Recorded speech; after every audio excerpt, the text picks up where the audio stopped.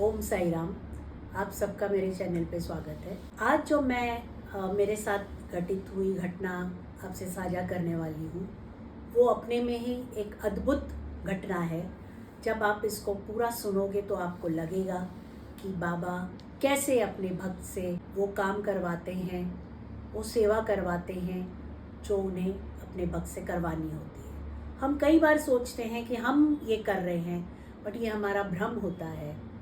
करने कराने वाला साईं है। जब भक्त का संकल्प निस्वार्थ होकर बाबा के काम में जुड़ जाता है तब वो केवल भक्त का संकल्प नहीं रहता है, वो बाबा का संकल्प बन जाता है। बाबा अपने भक्त के मन में सेवा का बीजारोपण स्वयं करते हैं। मेरे साथ भी ऐसा ही हुआ।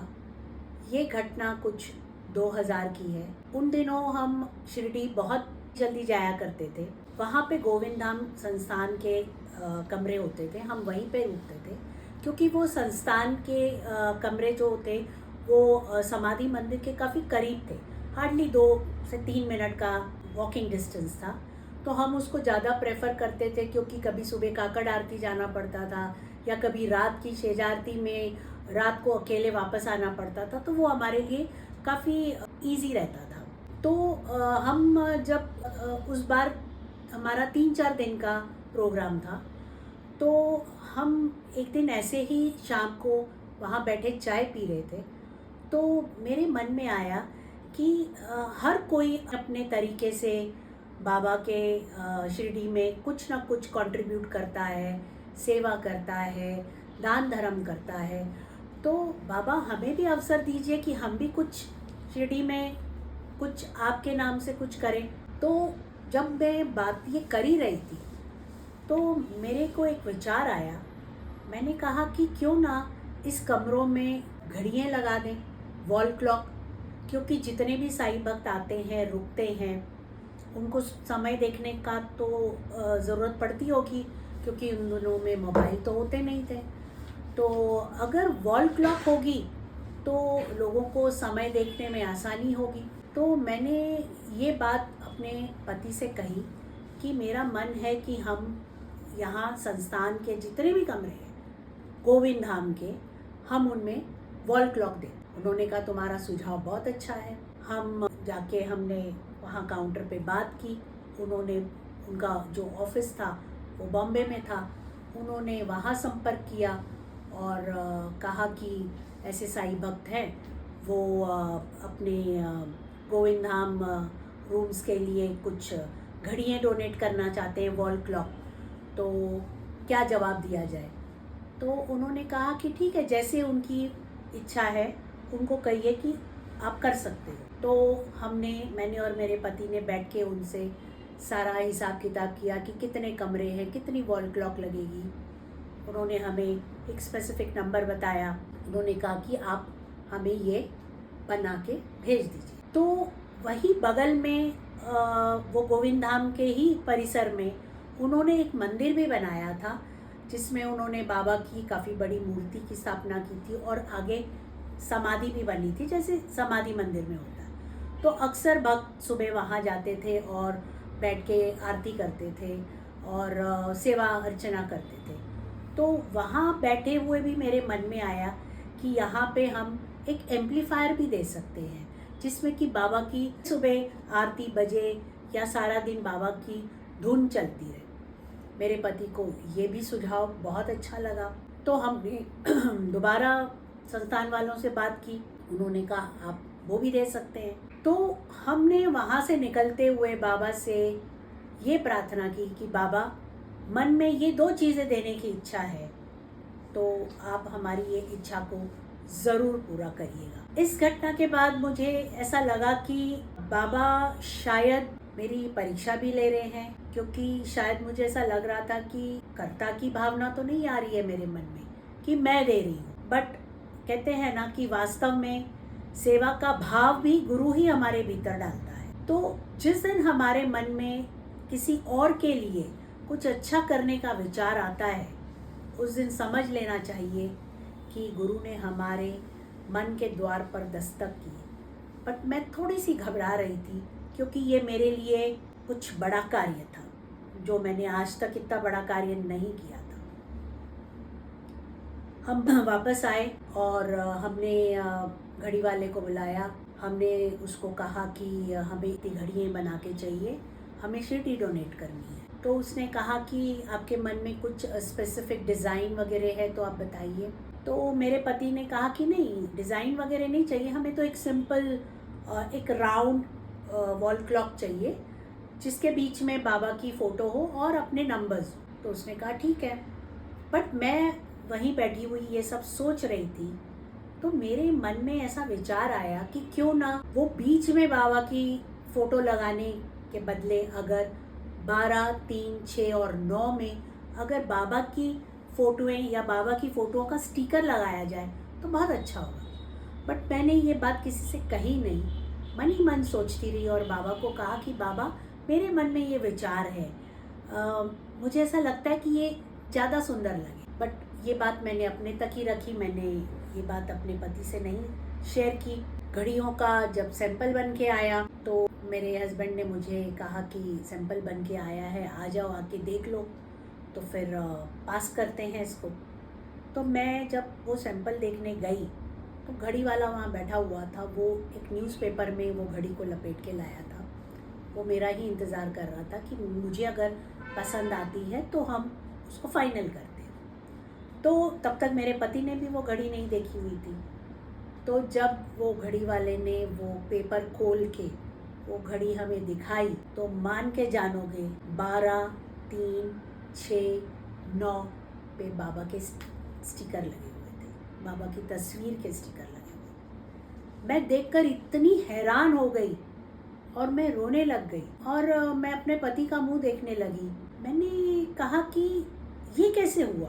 तो उन्होंने भी घड़ी वाले को कहा कि भैया, हमने तो तुम्हें कहा था कि बीच में हमें सेंटर में एक बाबा की फ़ोटो का स्टिकर चाहिए और नॉर्मल जो नंबर्स होते हैं घड़ी के, आपने ये क्या बनाया? उसने कहा जब मैं घड़ी बना रहा था तब मेरे मन में ऐसे विचार आया कि अगर 12, 3, 6 और 9 पे अगर मैं बाबा का स्टिकर लगाऊंगा तो मेरा ख्याल है वो ज़्यादा अच्छी नज़र आएगी, ना कि एक बीच में। तो ज़्यादा से ज़्यादा क्या होगा, आप रिजेक्ट कर दोगे, मैं फिर जैसे आपको चाहिए वैसे ही बनाऊंगा। बाबा को मेरा ख्याल है मेरे मन की बात जो मैं सच्चे दिल से प्रार्थना कर रही थी कि बाबा, मैं घड़ी को इस तरह से देखना चाहती हूँ या बनवाना चाहती हूँ, बाबा ने शायद उसको महसूस किया और शायद उस घड़ी वाले के मन में भी ये बात डाल दी। इस पूरी घटना में मुझे एक बात बार दिखाई दे रही थी कि कोई व्यक्ति कुछ नहीं कर रहा था, सब बाबा करवा रहे थे। हम सारे केवल एक माध्यम बने हुए थे। घड़ी बनाने वाला भी माध्यम था, संस्थान वाले भी माध्यम थे और एम्पलीफायर की भी अब मैं कहानी बताऊंगी कि वो कैसे शिरडी पहुंचा, वो भी एक माध्यम था। और बाबा अपनी इच्छा पूरी कराते गए। तब समझ में आया कि जब कोई काम बाबा का होता है तो वो व्यक्ति नहीं, बाबा स्वयं उसको करवाते हैं। घड़ियाँ बन के आई जैसे हमने उसको इंस्ट्रक्शंस दिए। अब एम्पलीफायर भी हमने खरीदा जैसी उन्होंने हमें रिक्वायरमेंट बताई। अब वहाँ ऐसा होता था कि महीने में एक बार उनके वहाँ से एक ट्रांसपोर्ट की व्हीकल आती थी जो कि यहाँ का वहाँ का सामान का आदान प्रदान करते थे। जो भी अगर उनको शिरडी मंदिर के लिए, मतलब संस्थान, गोविंद धाम संस्थान के लिए कोई भी चीज़ की ज़रूरत पड़ती थी वो यहाँ से खरीदते थे, वहाँ बेचते थे।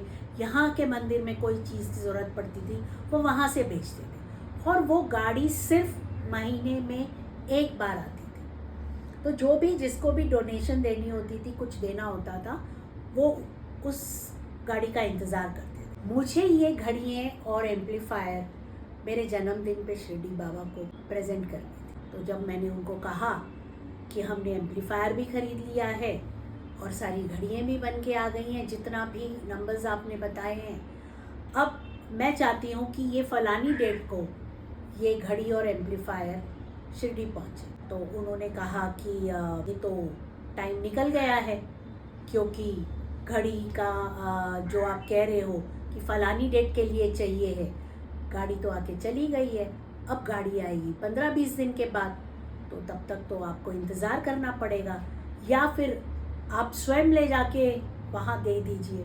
अब ये तो मुश्किल काम था हमारे लिए। मैंने बाबा को कहा कि बाबा, आपने ये तो मेरी मन की बात पूरी कर दी कि मैं जैसे घड़ी चाहती थी वैसे आपने बनाई, बट अभी अगर उस दिन वहाँ ना पहुँची तो मैं बहुत मायूस हो जाऊँ। कहते हैं ना कि सच्ची भक्ति हमेशा लेने में नहीं होती है, देने में प्रकट होती है। मैं बाबा के आगे बैठ के सिर्फ यही प्रार्थना कर रही थी कि बाबा, मैं मेरे जन्मदिन पे आपको ये भेंट करना चाहती हूँ, और मैं आपसे और कुछ नहीं मांगूंगी, सिर्फ ये मांग रही हूँ कि ये उस दिन आपके दर पर ये पहुँच जाए और आप इसे स्वीकार करोगे तो मुझे बड़ा आनंद आए। इस बार मेरे मन में ऐसा आ रहा था, क्या साईं इस बार भी मेरी इच्छा पूरी करेंगे या मैं मायूस हो जाऊँ। तो मैं बहुत देर तक बाबा के आगे बैठ के प्रार्थना करती रही और यही सोचती रही कि कहीं मेरे से कोई त्रुटि तो नहीं हुई। मेरे मन में जैसे कहते हैं ना कि थोड़ा उतावलापन भी आ गया कि हम ही चलते हैं, हम ही जाके दे आते हैं, बट मुझे उसी दिन देनी। अब बात ऐसी हो गई कि कभी कभी हम क्या करते हैं कि इतने आतुर हो जाते हैं, इतने अधीर हो जाते हैं कि हम कई बार समय का इंतज़ार नहीं करें। बात वहाँ नहीं ख़त्म हुई। मैं बाबा के आगे दिन रात यही प्रार्थना कर रही थी, क्योंकि सिर्फ 2 दिन रह गए थे मेरे जन्मदिन में, और मुझे लगा कि अगर मैं भी जाने का प्रबंध करूं तो मुझे भी सारी व्यवस्था अपने घर की करके जानी है। तो कहते हैं ना कि बाबा समय के स्वामी हैं, उनके हिसाब से समय चलता है, उनके हिसाब से गति चलती है, ना कि हमारे सोचने से। बाबा चाहें तो असंभव को भी संभव कर सकते हैं। एक दिन रह गया, मैं सोचती रही, बाबा मुझे नहीं लगता है कि आप मेरी ये जो भेंट है मेरे जन्मदिन वाले दिन स्वीकार करेंगे। बट अंदर से ये भी था कि अगर बाबा ने इतना सब कुछ करवाया है तो ये भी होगा। अगले दिन मेरा जन्मदिन था। उसी दिन सुबह मुझे संस्थान से फ़ोन आता है कि हमारी गाड़ी आज सुबह आ रही है और आपने जो घड़ी और एम्पलीफायर पहुंचाना है, आप प्लीज़ आकर हमारे इस मंदिर में दे दीजिए और वो शिरडी पहुंच जाए। मेरे कानों को विश्वास नहीं हुआ। मैंने कहा कि ये क्या कह रहे हैं, आज गाड़ी आ रही है सुबह, वो भी। उन्होंने कहा हाँ, सुबह 5 बजे आएगी गाड़ी, क्योंकि हमें कुछ यहाँ से इमरजेंसी वहाँ के मंदिर के लिए कुछ सामान भिजवाना था, तो इसलिए वो सुबह 5 बजे आएगी और 7 साढ़े 7 बजे तक निकल जाएगी। तो आप कोशिश करिए कि वो उस समय तक आप ये सारा सामान वहाँ पहुँचा दीजिए। मैं क्या बताऊँ, मैं फटाफट मैंने अपना घड़ी का सारा वो जो भी सामान था, पैकिंग थी, अच्छी तरह कार्टन में पैक करके हमने रखी हुई थी, एम्पलीफायर था, वो सारा लेकर हम उस मंदिर पहुँचे। घड़ी मैंने मंदिर में बाबा के सामने वो कार्टन्स रखे और मैंने बाबा को कहा कि बाबा, आपकी लीला तो बड़ी अपरंपार है। मैंने यहाँ बैठकर आपको गुहार लगाई और मुझे लगा कि ये समय तक नहीं पहुँच सकेगी, बट आपने ये बता दिया कि मैं समय से परे हूँ। इस अनुभव ने मुझे ये सिखाया कि बाबा इच्छाएं पूरी करते हैं और साथ में हमारी अगर इच्छा निस्वार्थ होती है तो वो उसमें सहभागी भी होती। इसके अंदर बाबा ने मेरे को सिर्फ इतना कहा कि मैं तुम्हारे भाव देख रहा था और तुम्हें अपने भाव पे जो शंका आ रही थी कि कहीं तुम्हें घमंड तो नहीं आ रहा है, मैं चाह रहा था कि तुम शांत हो जाओ, तुम कर्ता की भावना मत लो अपने ऊपर, सब ठीक हो जाए। इच्छा में स्वार्थ नहीं था, सेवा का भाव था। और जब हमारा संकल्प में अहंकार नहीं होता, समर्पण होता है, तो बाबा केवल आशीर्वाद नहीं देते हैं, बल्कि वो उस कार्य में स्वयं सहभागी बन जाते हैं। और जिस कार्य में बाबा स्वयं सहभागी हो जाते हैं, वो कार्य को पूर्ण होने से कोई रोक नहीं सकता है। मुझे शाम को 3 साढ़े 3 बजे वहाँ से फ़ोन आया कि मैडम आपकी सारा जो भेजा हुआ सामान था बिल्कुल सही सलामत पहुंच गया है और हमने आज ही सोचा है कि इसको हम सारे कमरों में लगाएंगे और एम्पलीफायर को भी आज ही ऑन करके हम उसमें साई धुन बजाएंगे। और उस दिन चांस की बात है कि वार भी गुरुवार था। मुझे बड़ा आनंद हुआ और मैंने उनको बहुत कोटि कोटि धन्यवाद दिया।